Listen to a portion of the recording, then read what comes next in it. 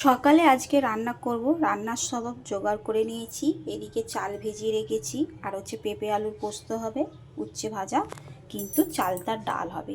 এই চালতা কাটতে আমার ভীষণ বিরক্তি। বরকে বললাম চালতাটা কেটে দিতে, ও কাটতে পারবে না। এখন আমাকে বসে বসে এখন খুবচে খাপচে কাটতে হবে। এই চালতা কাটতে গেলে না বহুত ঝামেলা। কাটতে গেলে হাত আঠাতে না হড়হড় করে, তো হাত কেটে যাওয়ার ভয় থাকে। তারপর দেখো চালতাটা আমি কাটতেও বসে গেছি, চালটা কাটাও হয়ে গেছে। তারপর চালতা ডাল আর প্রেসারে সেদ্ধ করে নিয়েছি। তারপর কড়াইতে তেল দিয়ে শুকনো লঙ্কা কালো সরষে ফোড়ন দিয়ে আর ডালটাকে ফোড়ন দিয়ে নিলাম, সাঁতলে নিলাম। আর ডালটা কিন্তু বেশ ঘন ঘন হয়েছে আর বেশ ভালো হয়েছে, একটা চালতার একটা আলাদা গন্ধ পেয়েছে। তারপর নুন দিয়ে দিলাম, দিয়ে 10 মিনিট ফুটিয়ে নিলাম। ফুটিয়ে দেখো ডাল আমার রেডি হয়ে গেছে। ডালটা এবার ঢেলে নিলাম।